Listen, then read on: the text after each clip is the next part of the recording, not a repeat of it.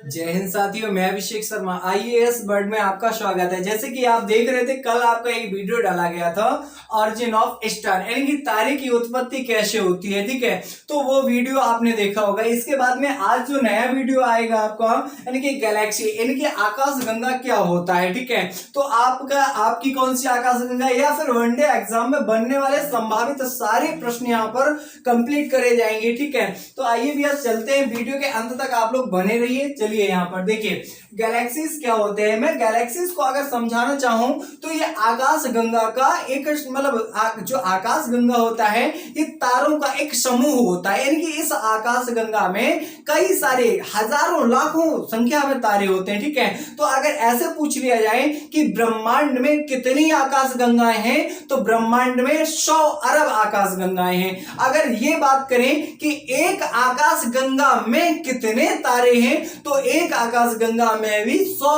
अरब तारे होते हैं। ठीक है, तो इसको ऐसे डिफाइन करेंगे कि मतलब ब्रह्मांड में कितनी आकाश गंगाएं हैं, आकाश गंगाएं। ठीक है, तो आकाश गंगा, तो ये आपकी 100 अरब आकाश गंगा है, 100 अरब आकाश गंगा है। ठीक है, और एक आकाश गंगा में तारे कितने होते हैं, तो एक आकाश गंगा में तारे होते हैं 100 अरब तारे। ठीक है, यानी कि इनको काउंट नहीं किया जा सकता, इतना ज्यादा तारा होता है। आप देखते हैं ना, जब खुले आसमान में देखिए तो आपको तारे ही तारे नजर आएंगे, बहुत अधिक तारे होते हैं। ठीक है, आइए समझने का प्रयास करें आकाश गंगा क्या होता है। ठीक है, यानी कि आकाश गंगा के बृहद क्षेत्र में स्थित तारों, निहारिकाओं, अंतर तारों पदार्थों का झुंड ही आपका आकाश गंगा कहलाता है। आइए समझने का प्रयास करें आकाश गंगा कैसे बनता है आपका। ठीक है, तो देखिए यहाँ पर अगर मैं आकाश गंगा को बनाना चाहूं तो यहाँ पर देखिए किस तरीके से, यानी कि पूरा पूरा आपका आकाश गंगा डिजाइन किया जाएगा।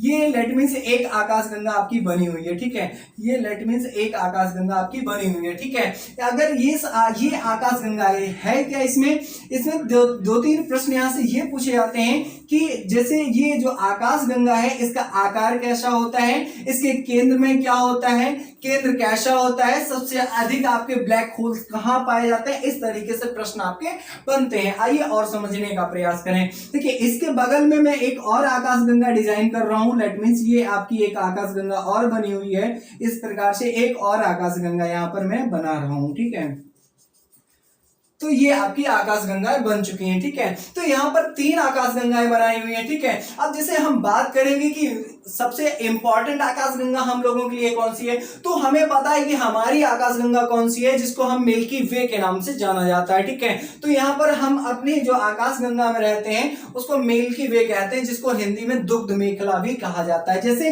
लेट मींस इस आकाश गंगा का नाम है भैया मिल्की वे।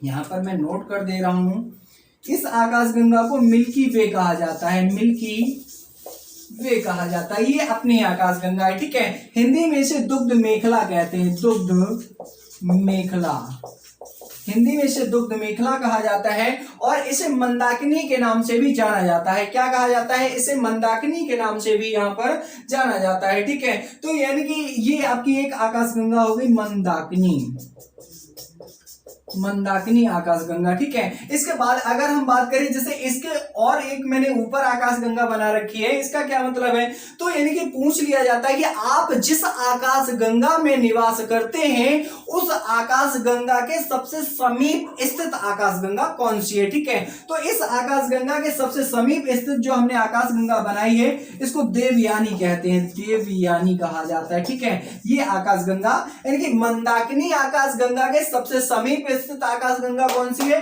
देवयानी। और देवयानी को एंड्रोमेडा कहा जाता है। क्या कहा जाता है, एंड्रोमेडा कहा जाता है, एंड्रोमेडा कहा जाता है। ठीक है, इस आकाश गंगा को एंड्रोमेडा के नाम से जाना जाता है। अगर हम बात करें कि जैसे पहला प्रश्न ये बनेगा कि मंदाकिनी आकाश गंगा के सबसे निकट स्थित आकाश गंगा, तो तुरंत सट से लगाओगे क्या चिन्ह, देवयानी पे लगाओगे। अगर यह पूछ लिया जाए कि यानी कि मंदाकिनी आकाश गंगा के दूसरे सबसे निकट स्थित आकाश गंगा कौन सी है, तो इसका नाम बताएंगे NGC S33। कौन सी बताएंगे भैया, NGC S33 ये आकाश गंगा का नाम है। ठीक है, तो इस तरीके से यहाँ पर तीन आकाश गंगाएं मैंने आपको बताई हुई हैं और तीन में तीनों आकाश गंगाएं एक अपना एक अलग रूप ले रही हैं यहाँ पर। और इनको भैया देखिए, जब भी तीन आकाश गंगाएं एक साथ दिखाई दे जाएं तो बस उसी को क्या कहा जाता है, उसी को सुपर क्लस्टर कहा जाता है। क्या कहते हैं भैया, इसी को सुपर क्लस्टर कहा जाता है। जैसे मैं इसको एक त्रिभुज में बंद करूं, अगर मैं इसको एक त्रिभुज में बंद करना चाहूं तो इस तरीके से यहां पर हम इसको बंद कर पाएंगे। त्रिभुज में इसको हम इस तरीके से यहां पर बंद कर पाएंगे। अब इसको क्या कहा जाएगा, तो इसको सुपर क्लस्टर कहा जाएगा। क्या कहेंगे, सुपर क्लस्टर कहा जाएगा। ठीक है, यानी कि कुल मिला के बात क्या करेंगे, कहेगा कि क्लस्टर में कितनी आकाश गंगाएं होती हैं, तो क्लस्टर में भैया तीन आकाश गंगाएं होती हैं। आकाश गंगा क्या होता है, तो तारों के समूह को आकाश गंगा कहते हैं। अगला प्रश्न क्या है भैया, कि हम किस आकाश गंगा में निवास करते हैं, तो हमारी अपनी आकाश गंगा दुग्ध मेखला है, जिसका अन्य नाम मिल्की वे के नाम से भी जाना जाता है। एक और नाम है जिसको मंदाकिनी कहा जाता है। अगला प्रश्न क्या बन सकता है कि मंदाकिनी आकाश गंगा के सबसे निकट स्थित आकाश गंगा कौन सी है, तो मंदाकिनी आकाश गंगा के सबसे निकट स्थित आकाश गंगा है आपके देवयानी। देवरानी नहीं है भैया, देवयानी है। और देवयानी को भैया एंड्रोमेडा कहा जाता है। क्या कहते हैं भैया, देवयानी को एंड्रोमेडा कहा जाता है। इसके बाद भी एक प्रश्न और बनता है आपका कि देवयानी आकाश गंगा, तो ये सबसे समीप हो गई। इसके बाद पूछेगा मंदाकिनी आकाश गंगा के निकट दूसरी सबसे निकट स्थित आकाश गंगा कौन सी है, तब आप लगाएंगे एनजीसी S33 आकाश गंगा आपकी ये होती है। और तीनों को एक साथ भी अगर हम जोड़ दें तो इसको सुपर क्लस्टर कहा जाता है। तो एक कॉन्सेप्ट आपका क्लियर हो चुका होगा। आइए अगले कॉन्सेप्ट की ओर आगे बढ़ते हैं। ठीक है, अगले कॉन्सेप्ट की ओर आगे बढ़ते हैं। देखिए, ये तो आपने आकाश गंगा का एक रूप पढ़ लिया। ठीक है, और इधर आकाश गंगा में सौरभ तारे होते हैं और तारे यानी कि जो आकाश गंगा में एक आकाश गंगा में सौरभ तारे होते हैं। एक आकाश गंगा में सौरभ तारे होते हैं। और ब्रह्मांड में कितनी आकाश गंगाएं, तो 100 अरब आकाश गंगाएं। इतना आपने पढ़ लिया। ठीक है, अब मैं थोड़ा इसके आगे चर्चा करता हूं। ये भी इंपॉर्टेंट फैक्ट हैं सारे के सारे, तो इतना आपने बना लिया होगा ये फिगर। इसके बाद इधर पे मैं चर्चा करता हूं। ठीक है, देखिए यहाँ पर एक हम बड़ी सी आकाश गंगा बनाएंगे और उसमें सारी चीजें एक साथ समझाएंगे आपको। ठीक है, तो यहाँ पर समझते जाइए आप लोग।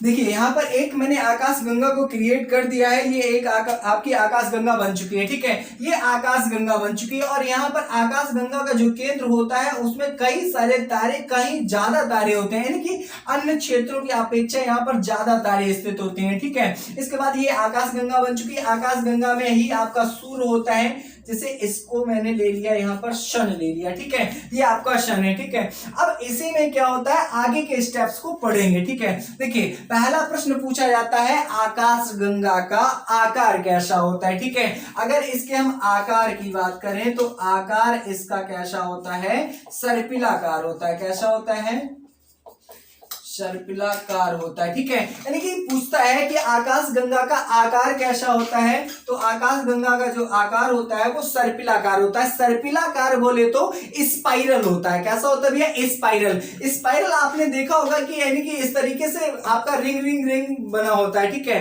तो ये स्पाइरल का मतलब क्या होता है, लेट मीन्स हमने ये एक आकाश गंगा बनाई। अब इस आकाश गंगा में हमें बोल दिया जाए कि कई सारे तारे इंसर्ट कराने हैं। ठीक है, तो हम इसमें इस तरीके से तारे भर देंगे। अब इसमें बहुत सारे तारे, मतलब जैसे 50, 60, 100 तारे आ पाएंगे। ठीक है, अब हम करेंगे क्या कि इसमें बहुत सारे तारे हम कैसे डाल सकते हैं, तो इसको स्पाइरल करना पड़ेगा। स्पाइरल का भी सीधा सा मतलब है, मैं आपको बता दूं, जैसे लेट मींस ये एक कॉपी है। अब ये इसमें ये स्पाइरल पड़ा हुआ है। ये स्पाइरल का मतलब है एक के ऊपर एक के ऊपर एक, इस तरीके से ये पूरा आपका स्पाइरल पड़ा हुआ है। ठीक है, तो यही चीज है यहाँ पर, यानी कि तारों की लेयर दर लेयर होती है। इस तरीके से ये आपकी आकाशगंगा निर्मित होती है। तो इसका आकार कैसा होता है, सर्पिलाकार होता है। दूसरा प्रश्न क्या पूछा जाता है आकाशगंगा से कि इसके केंद्र में क्या होता है, सर्वाधिक तारे स्थित होते हैं। और जब यहां पर केंद्र में सर्वाधिक तारे स्थित होते हैं उसे वल्ज कहा जाता है। क्या कहा जाता है, इसे वल्ज कहा जाता है, वल्ज।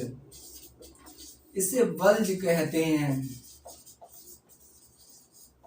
इसे बल्ज कहा जाता है। ठीक है, यानी कि जहां पर आकाश गंगा के केंद्र में सबसे अधिक तारे स्थित होते हैं उसे बल्ज कहते हैं। और आकाश गंगा का आकार कैसा होता है, तो आकाश गंगा का आकार सर्पिलाकार होता है। ठीक है, अगले अगर हम प्रश्न की बात करें तो यहां से जो प्रश्न पूछा जाता है कि यहां पर यानी कि जहां पर ये आपका यानी कि बल्ज होता है, यहां पर सबसे अधिक आपके ब्लैक होल पाए जाते हैं। यहां पर सबसे अधिक क्या पाए जाते हैं, सर्वाधिक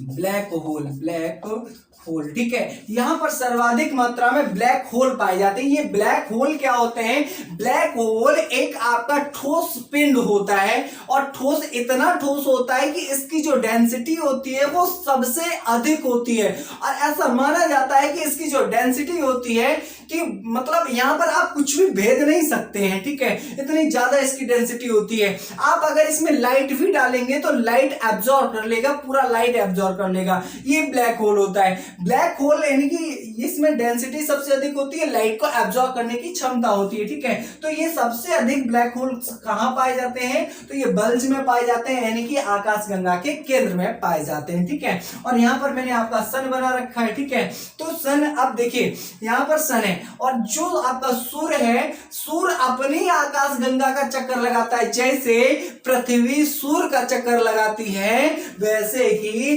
सूर्य भी अपनी आकाश गंगा का चक्कर लगाता है। ठीक है, तो ये दोनों कॉन्सेप्ट आपको पढ़ने पड़ेंगे। देखिए, जो सूर्य होता है वो अपनी आकाश गंगा का एक चक्कर, यानी कि सूर्य अपनी आकाश गंगा का एक चक्कर 25 करोड़ वर्ष में लगाता है, 25 करोड़ साल में लगाता है। ठीक है, यानी कि जो सूर्य होता है अपनी आकाश गंगा का एक चक्कर 25 करोड़ साल में लगाता है।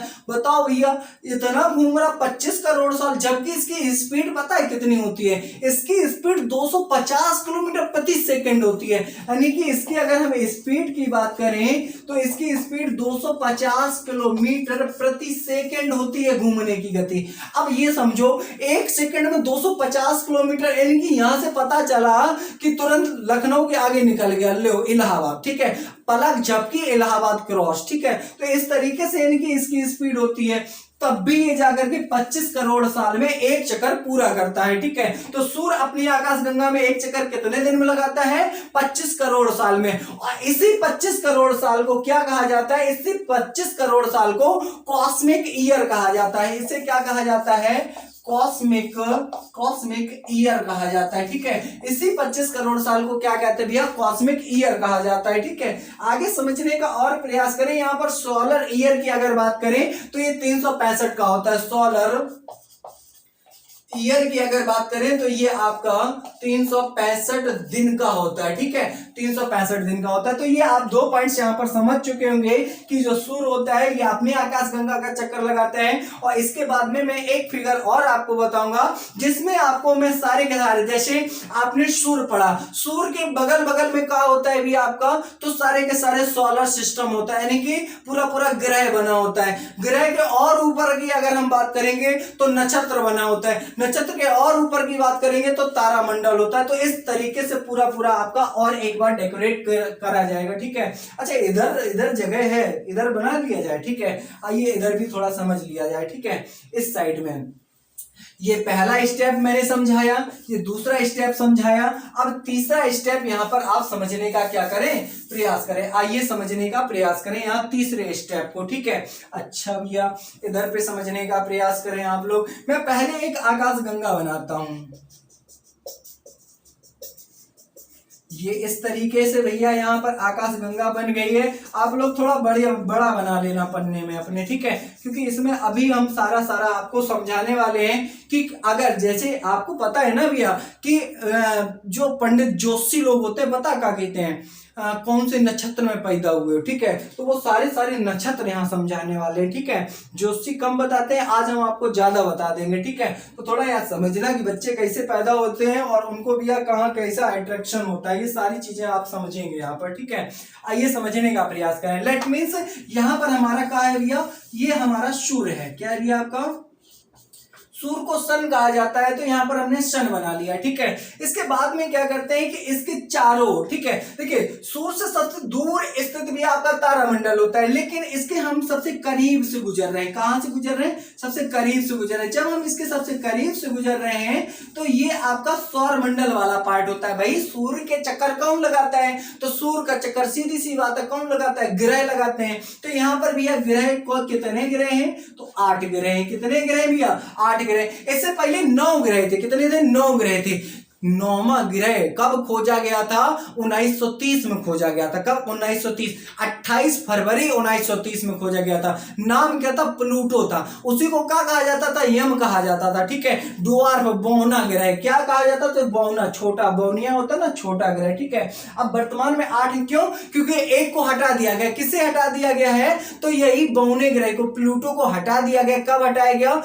मतलब 2006 में हटाया गया। कब हटाया गया भैया? 2006 में। तो बाद बाकी अब कितने बचे हैं? अब 8 ग्रह बचे हैं। 8वां हम पढ़ लेते हैं, ठीक है। अरे पढ़ते ना, बुध, इसके बाद शुक्र, पृथ्वी, मंगल, बृहस्पति, शुक्र, शनि, अरुण, वरुण और लास्ट का यम था, ठीक है। तो अभी 8 पढ़ेंगे, ठीक है। इसके बाद आगे देखो भैया, ठीक है, नहीं तो लेट हो जाएगा। आगे इसके आगे अगले स्टेप की अगर हम बात करें तो सूर्य से दूसरे मतलब दूरी के अनुसार दूसरा सिस्टम क्या आता है? तो दूसरे नंबर पे यहां पर अगर हम ऐसे देखें तो यहां पर आपके आते हैं नक्षत्र। क्या आते हैं भैया?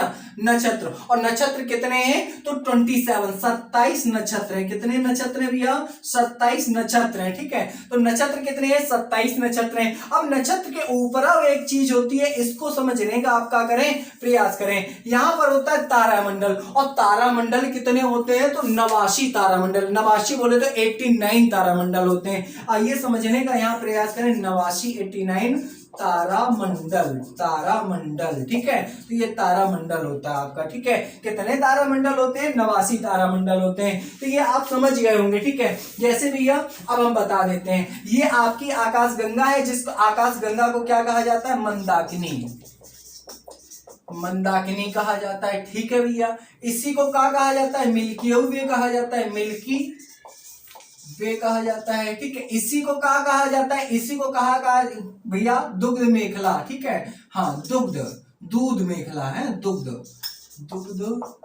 मेखला कहा जाता है, ठीक है। तो ये आपकी आकाश गंगा हो गई जहां पर सूर्य होता है, ठीक है। इसके बाद मैंने अभी आपको बताया था सूर्य के सबसे केंद्र में सबसे अधिक क्या होते हैं? तारे होते हैं, ठीक है। तो सूर्य के केंद्र में सबसे अधिक क्या पाए जाते हैं? तो सूर्य के केंद्र में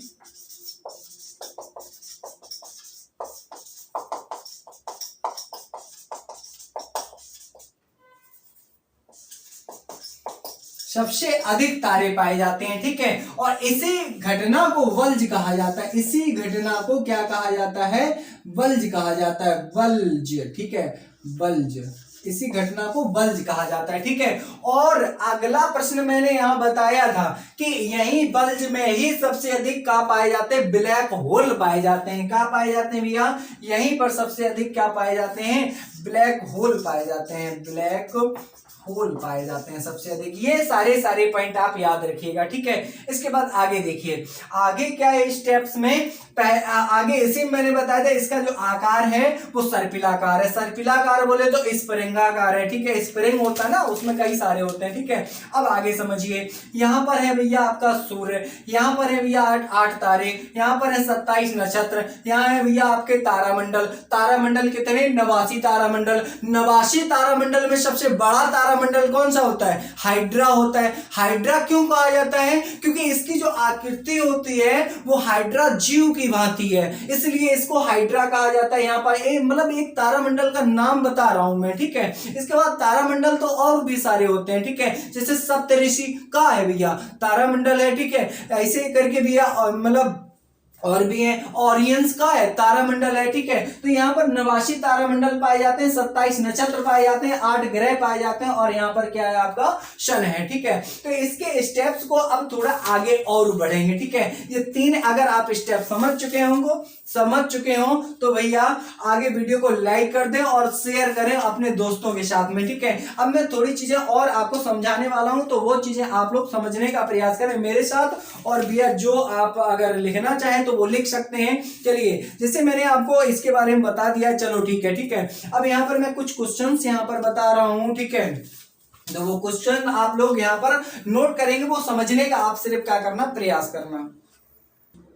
अगले स्टेप में क्या मैं बताने वाला था, अगले स्टेप में मैं आपको थोड़ी चीजें और समझाने वाला था। जैसे यहाँ पर लिखा है लुंड मानचित्र, ठीक है, लुंड मैप, लुंड मानचित्र, ठीक है, लुंड मानचित्र, मानचित्र, ठीक है। इसको मैं थोड़ा समझाने वाला हूं आपको। ये लुंड मानचित्र भैया क्या होता है, इसका मतलब होता है ये एक आपका यानी कि यहाँ पर सारे के सारे फिगर बनाए गए हैं किससे संबंधित, जैसे गैलेक्सी है, स्टार्स हैं आपके, ठीक है, निहारिकाएं हैं आपके, ग्रह हैं, उपग्रह हैं, ये सारी चीजें भैया कहां पर बनाई गई हैं, तो स्वीडन में एक वेधशाला है, स्वीडन, ठीक है, स्वीडन में एक वेधशाला है जिसका नाम है लुंड मानचित्र, ठीक है। उसमें भैया क्या किया जाता है, वहां पर सारे के सारे जैसे जितने भी चीजें हैं वहां पर सारे के सारे का फिगर बनाया गया, ठीक है। तो आपको इतना याद रखना है लुंड वेधशाला कहां पर स्थित है भैया, तो ये स्वीडन में स्थित है, ठीक है। इसके अगले स्टेप की अगर हम बात करें तो अगला स्टेप क्या होने वाला है आपका, कि जैसे आपने पढ़ा नक्षत्र क्या होता है, ठीक है, तो मैं थोड़ा सा समझा देता हूं नक्षत्र क्या होता है। जैसे कि आपने यहाँ पर पढ़ा था 27 नक्षत्र, ठीक है।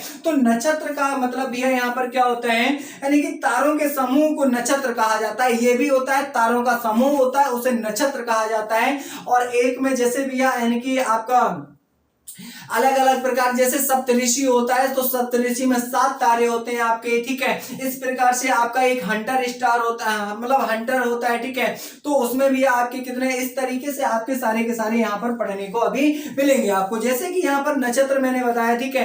तो पृथ्वी यानी कि कितने नक्षत्र है, 27 नक्षत्र, ठीक है। तो पृथ्वी सारे नक्षत्रों को पार करती होगी, ठीक है। तो पृथ्वी एक नक्षत्र को पार करने में कितना समय लेती है, तो पृथ्वी एक नक्षत्र को पार करने में 14 दिन का समय लेती है, ठीक है। और चंद्रमा एक नक्षत्र को पार करने में कितने दिन का समय लेता है, तो चंद्रमा एक नक्षत्र को पार करने में 27 दिन 8 घंटे का समय लेता है, 27 दिन और 8 घंटे का समय लेता है, ठीक है। तो ये 2 पॉइंट, और ये यानी कि पूरा जैसे पृथ्वी 27 नक्षत्रों को पार करती है, वैसे ही चंद्रमा भी पूरे नक्षत्रों को पार करता है, ठीक है। तो ये आपकी बात हो गई किससे संबंधित, नक्षत्र से संबंधित, ठीक है। अगला आपने पढ़ा था भैया तारामंडल। तो तारामंडल कितने भैया, तारामंडल 89 तारामंडल है। इसके बारे में थोड़ा सा आगे अगली क्लास में आप लोग समझेंगे। तो यहां से आज मैं अपना लास्ट करता हूं, और इसके बाद में थोड़ा सा और आप थोड़ा सा समझ लीजिए, जिसमें आपको पढ़ना है जैसे भैया सबसे यानी कि चमकीला तारा, ठीक है। तो सबसे चमकीला तारा, ठीक है। अगर इसकी बात करें ये सबसे चमकीला तारा कौन सा है, तो सबसे चमकीला तारा है आपका भैया डॉग स्टार, जिसको साइरस कहा जाता है। क्या कहते हैं भैया, साइरस कहा जाता है, ठीक है। तो सबसे चमकीला तारा भैया आपका कौन सा है, जिसको भैया आप डॉग स्टार के नाम से जाना जाता है, ठीक है। ये सबसे चमकीला तारा है, ठीक है। इसके बाद एक क्वेश्चन और पूछ लिया जाता है। क्वेश्चन क्या पूछा जाता है कि सूर्य के सबसे निकट स्थित तारा कौन सा है, तो सूर्य के सबसे निकट स्थित तारा कौन सा है भैया आपका, तो वो उसका नाम है आपका क्या, सूर्य के सबसे निकट स्थित तारा कौन सा है, इसका नाम होता है भैया प्रॉक्सिमा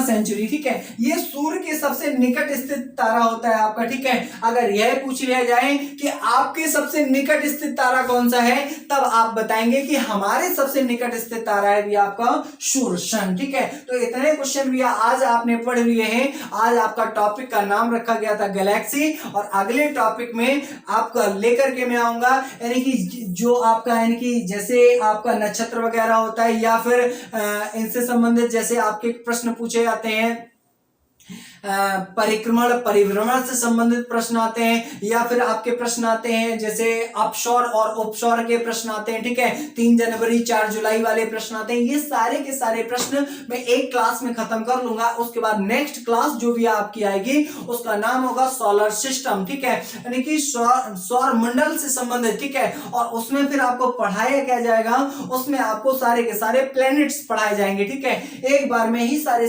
प्लैनेट्स आपको पढ़ा दिए जाएंगे। जय हिंद।